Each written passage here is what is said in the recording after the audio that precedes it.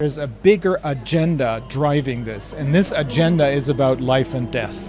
Only if people understand how serious it is. These people are trying to literally kill us. So we've just heard Mary Holland, president of Children's Health Defense, speak a powerful, rousing speech. The crowd here in Nuremberg responding to her, and of course her perspective as a lawyer on the human rights aspect of Nuremberg Code and what it means for us during this episode and what we're experiencing right now during COVID-19. She closed with very powerful words, "We can do it." And of course the crowd all responding. And one of those people to whom the crowds also respond is lawyer Reiner Füllmich, certainly no stranger to the health freedom movement around the world. Reiner, thank you for joining us today. Hey, thank you for giving me the opportunity. It's a pleasure. So tell us, Reiner, why are you here today and what is the significance of Nuremberg 75? Well, that's actually the reason why I'm here. It's the 75th anniversary of the Nuremberg Code, not the trials. And that is exactly the platform on which we need to fight this fight, on which we need to win this battle and the war. And I think this is what's happening. Just as Mary said, we are winning. We have been winning for the last 2.5 years. But this is what everyone needs to understand. There are two really important outcomes of the Nuremberg trials. One is informed consent, because no one must be forced to get these injections, which we don't even know what it is. They're not really vaccines. And the other very important outcome is that the defense of "I was just following orders" is not a valid one. So based on these two aspects or major outcomes, in my view, of the Nuremberg trials, we will go into battle. Absolutely. And so one of the principles you spoke about of informed consent is the law in all of our countries. We learn it as lawyers, doctors learn it as doctors. And despite that, there's been this violation of informed consent by both doctors and both lawyers. How can we help them find their way back to living what informed consent is? I think the only way is to get all of the really relevant information out. They must understand that this is not just about the proportionality of the measures. This is not just about, is it constitutional or unconstitutional? Quite obviously it's not. But they must understand that there's a bigger agenda driving this, and this agenda is about life and death. Only if people understand how serious it is about their lives and death. Only if they understand that will they make the right choices. Up until then, they'll talk about fringe issues. They will not ever address the core issue. And the core issue that there are a few people out there who are using millions of other people who they bribe or who they put under pressure or they promise them a career or something. These people are trying to literally kill us. Good morning, Children's Health Defense, wherever you are. I am so happy to have two very important guests with us today. Katja Wermer, an attorney based in Germany who is representing Reiner Füllmich, who has been a friend to Children's Health Defense and an important figure in the battle against COVID and all that happened with it, and Masha Orel, who will be interpreting for us today, and she is representing We for Humanity. Welcome, ladies. How are you today? I hope well. Welcome. So we want to talk particularly about Reiner Füllmich, who is now serving a criminal sentence in a German prison. Katja, perhaps you would start and tell us what were the charges against Reiner Füllmich and what was the sentence for him to be in prison? In diesem ersten Prozess war Reiner Füllmich angeklagt wegen 2 Darlehen.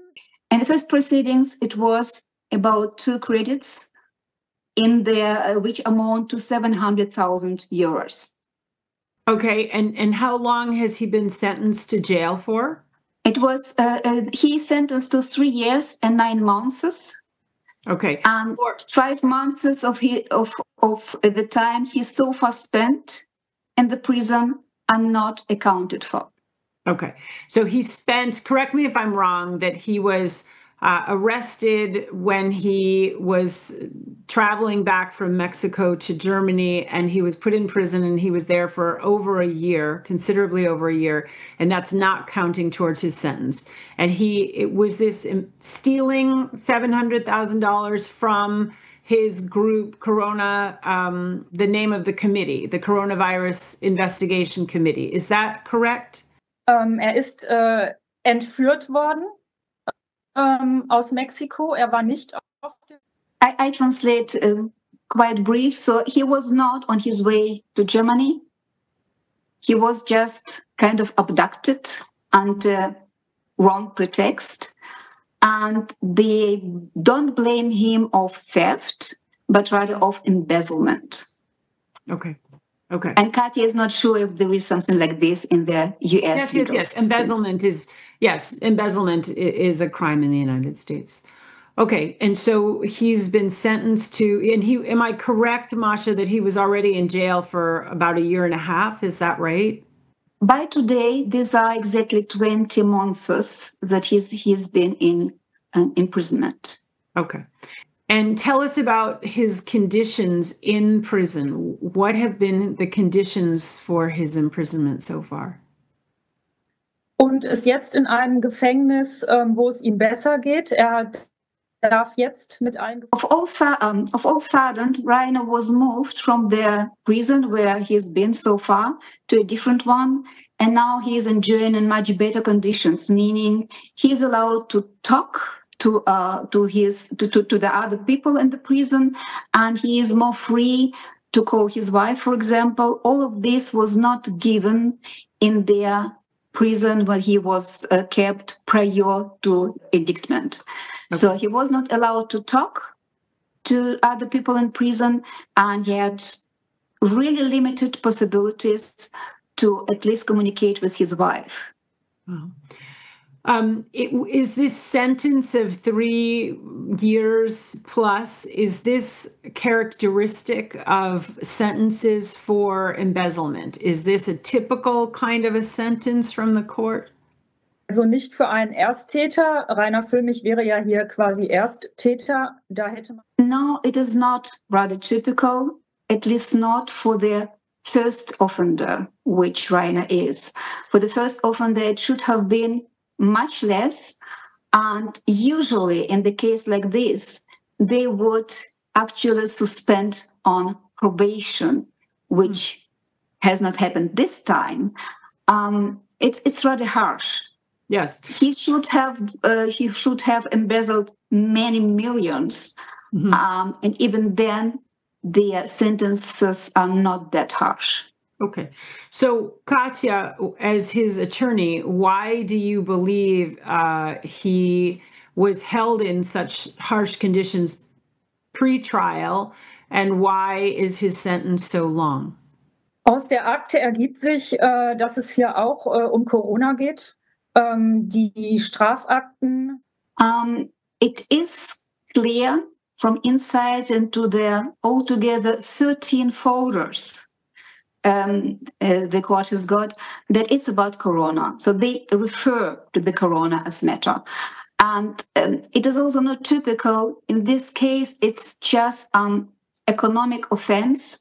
So it's not really typical that state security was involved. It's not really typical for a pure economic offense that the defender is being led to and from the court handcuffed at hands and feet. So it is obvious that political motivation is behind these proceedings. Mm-hmm. Katya, do you consider Reiner Füllmich to be a political prisoner in Germany today? Ja, auf jeden Fall. Also wir haben die Fälle mit den Ärzten, die hier nach wie vor verfolgt werden. Katya says yes, absolutely, out of doubt. He is a political prisoner. There are, for example, doctors, medical doctors, who are still persecuted for exemption, max exemption, or vaccination exemption. Today, still, some of dissidents are in prison, the same as Reiner is. And the time which Reiner spent in their prison so far, and the conditions were absolutely disproportionate, measured at what are their crimes he committed or not committed. So do you imagine, Katja, that the German government is trying to send a message with this harsh treatment of Reiner Füllmich? And if it is trying to send a message, what is that message? Ja, natürlich wollen sie ein Zeichen setzen. Sie wollen Yes, absolutely. They are trying to send a message. And the message is basically punish one to educate thousands. The people who were criticizing all of these corona measures, they were denigrated, they were called idiots and other names. Reiner, on his end, he showed the unlawful activities by the government. And this is, of course, another purpose behind these proceedings, to stifle him and to show others that they should not expose government as a criminal.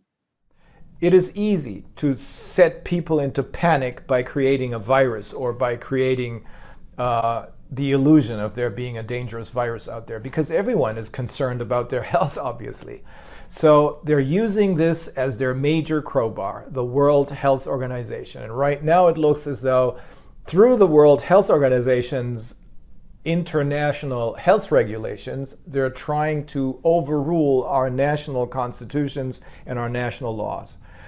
All 194, I believe, member states of the World Health Organization will then be ruled by the World Health Organization or by the World Economic Forum, or rather by the people who are pulling their strings. If this is not about health, what is their goal? Well, the ultimate goal is, it's all out there in the open. You can read up on this in the Great Reset, which was written by Klaus Schwab, or you can listen to the interviews that this aforementioned Harari did. What they really want is complete control of the world. Not just of animals and plants, but also of humans. This may sound like it's, I've watched too many James Bond movies, but unfortunately it's the truth. And, you know, it's all out there in the open. What they really want is, they want to have us agree to two things: to a one world government under the UN, which they own, the World Economic Forum, and they want us to agree to a one world digital currency along the lines of the Chinese social credit system, which they own. One bank, one digital currency. If you don't behave, you're not going to get any money. You're not going to get any access to anything. Those are the goals. Ultimately, they want to control the world. And in order to get there, they need to create as much chaos as possible, and they need to keep us in a constant mode of fear and panic. Number one, the corona crisis. Number two, and it's still, the corona crisis is not over. It's not over. And even though in some parts of the world it seems like it's over, but they're still working on this behind the scenes. They may come up with something new, another virus. I don't think so. I think the next thing they're going to do is they're going to say, oh, we just realized that HIV is back. Why? Well, because one of the side effects, one of the adverse effects of most of the vaccines, in particular the mRNA vaccines, is that they destroy your immune system. And all of a sudden, you have an autoimmune deficiency problem. Your immune system turns against your own body.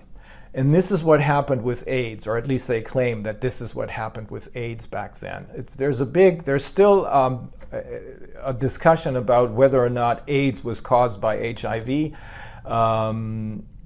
Judy Mikovits says no. She sees the parallels between what's happening now with Fauci et al. And what happened then with Fauci et al. So we believe that the next big thing they're going to pull out of the hat is a new crisis, a new, what they claim, viral crisis, HIV. in order to distract our attention from the adverse effects of the vaccine, because that's what the mRNA vaccines cause. They destroy your immune system. After the third shot or so, you have probably less than 30% of your immune system. How is Reiner doing now in prison? How is his health? How is his physical health? How is his mental health? Kämpferisch, ist sehr stark und er motiviert sich immer sehr und ist positiv. Reiner is combative, strong. He's a fighter. He's got very strong character. And now that he is allowed to communicate with the co-prisoners, he can also engage and help people, which is, of course, good for him. But nevertheless, he's surely traumatized. 20 months in prison, it's not nothing. Sure. They take their tribute. Does he have support of a health freedom movement in Germany or in Europe? Are people concerned about his imprisonment and about what this means for criminalizing information and exposing the government? Ja, also hat sehr viel Unterstützung. Kriegt unheimlich viel Post. Yes, Reiner is enjoying support. He receives up to 100 letters per day, and he is trying to answer all of these messages. This kind of support is what keeps him going. People write, people inform him about what is going on in the world, and he is interested in knowing this. And there are various actions. For example, an organization named, translated, Lawyers for Enlightenment, sent an open letter. Alternative press is there to report.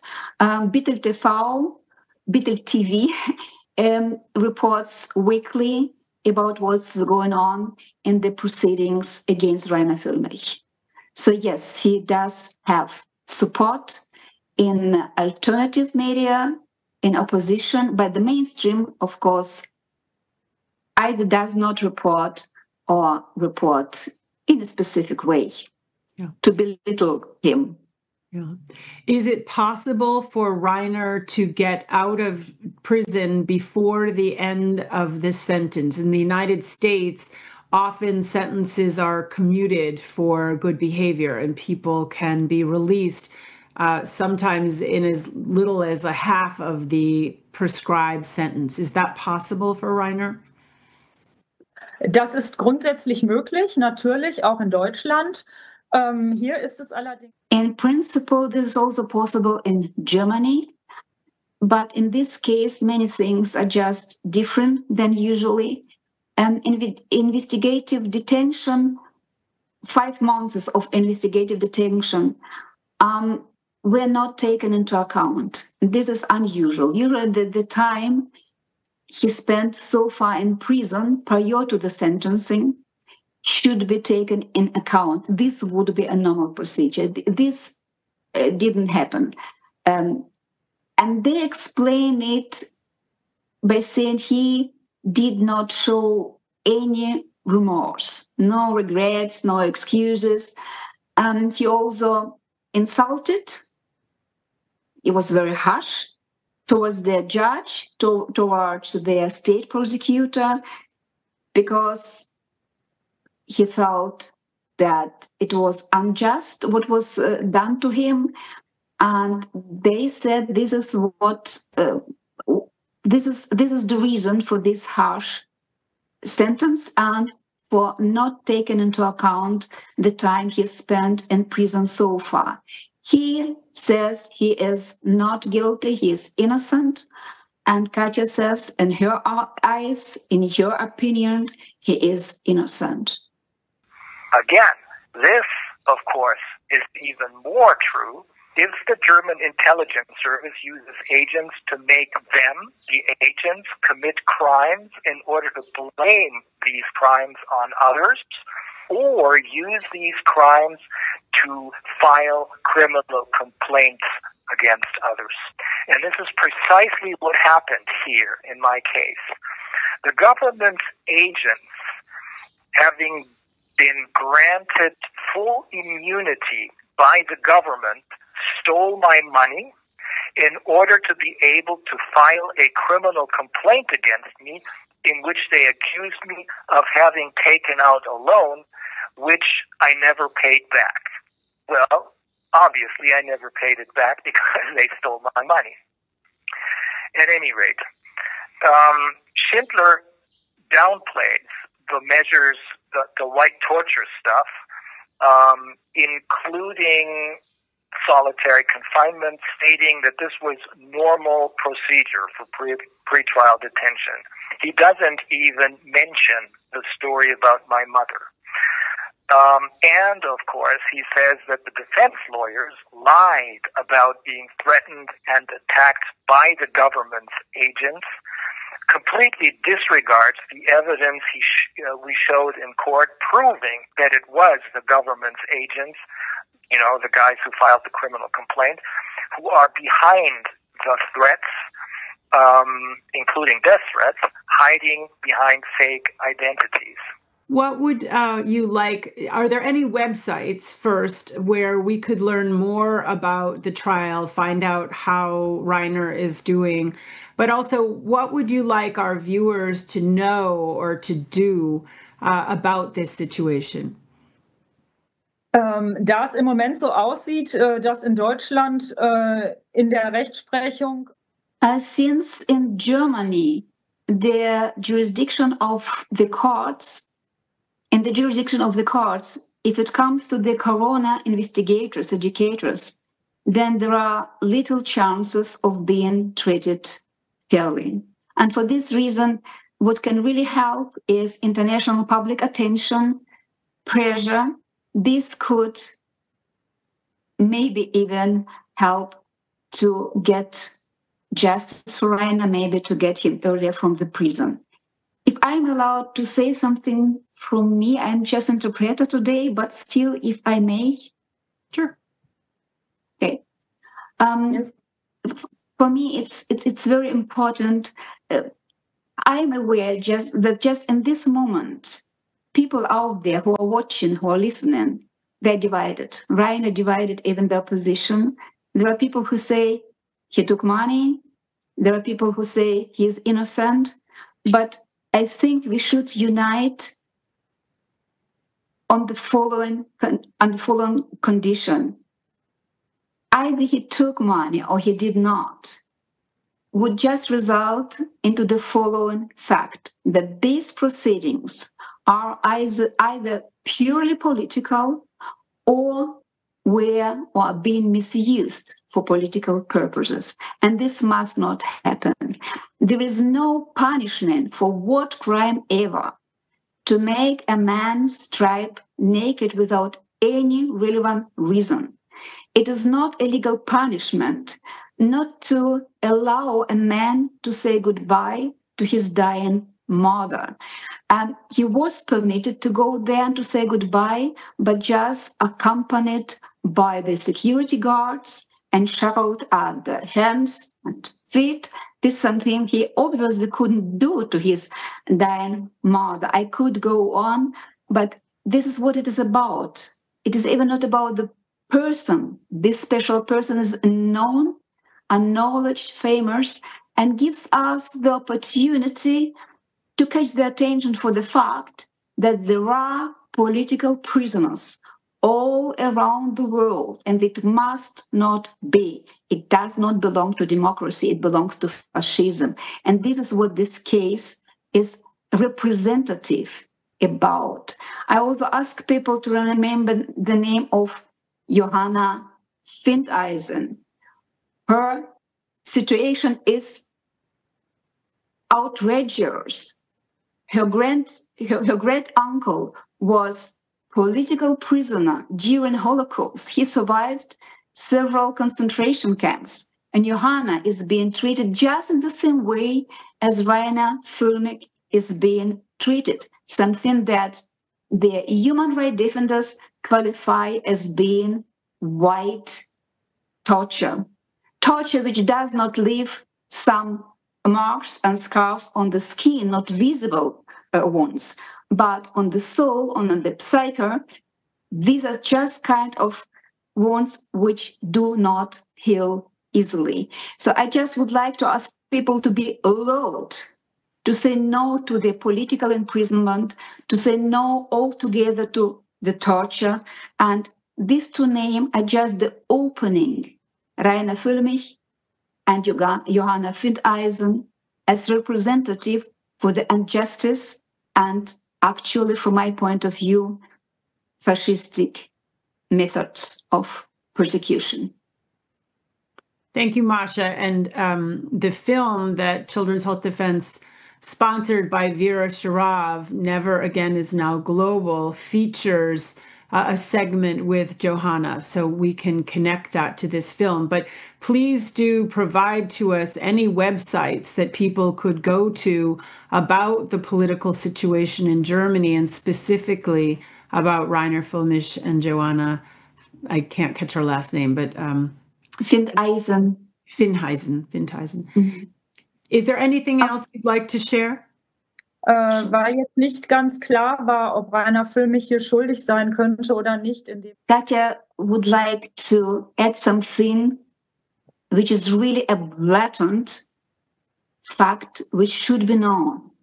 The money we are talking about, the money which actually brought Reiner into the prison for 3 years and 9 months, is in the account of one of their compliants.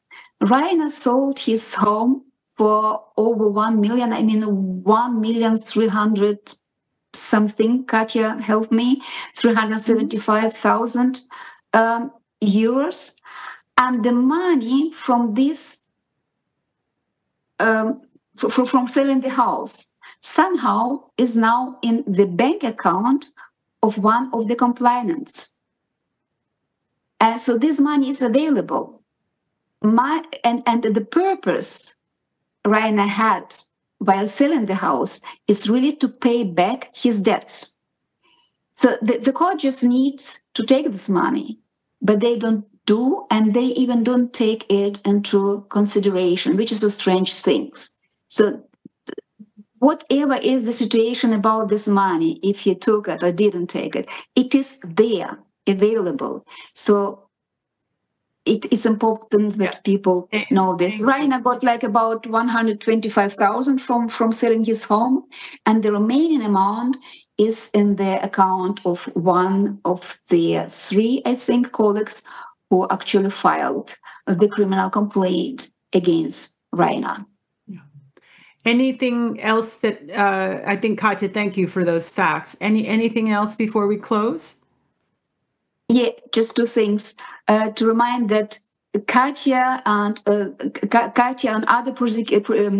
defenders are being kind of persecuted in a private way. There is channel where they get threats, death threats, and so on.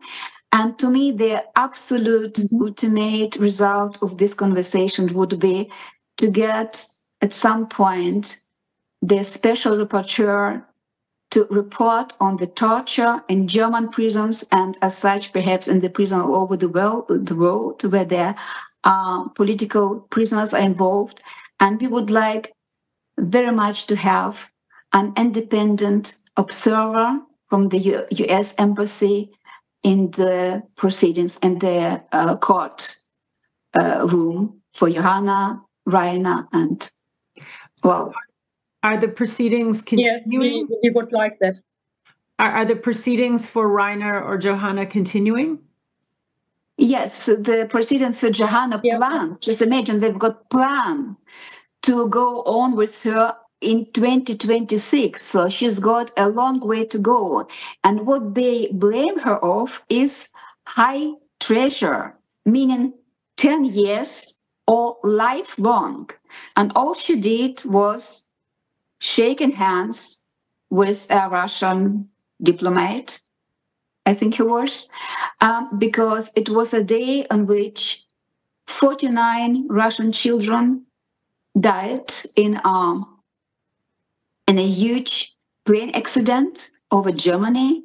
So she condolated and shook hands with a Russian. Wow. This is more or less it. There is nothing, not one proof Wow. that she did anything unlawful. So it's going on. The Reiner court hearings will start over again, and Johanna's court hearings find place right now. I don't mean in this moment, but regularly. Ein zweites Verfahren geben für diese monatlichen Zahlungen. Nochmal. Reiner is now confronted with a second persecution, proceedings regarding monthly payments. Katja, was für monatliche Zahlungen? Kannst du da ein bisschen näher erklären? I asked Katja to elaborate a bit what kind of monthly payment this is about. Die Kanzlei Füllmich hat damals die Kommunikationsarbeit mit den This month's payment, what is it about?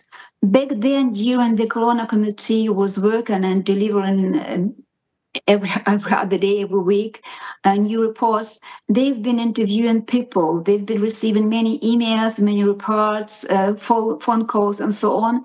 It was impossible to work through it without any support. So Reiner got money to pay people to proceed communication. So these are monthly payments for communication support. I think it's fair to put it this way. And Reiner has been blamed that they didn't do anything for this money.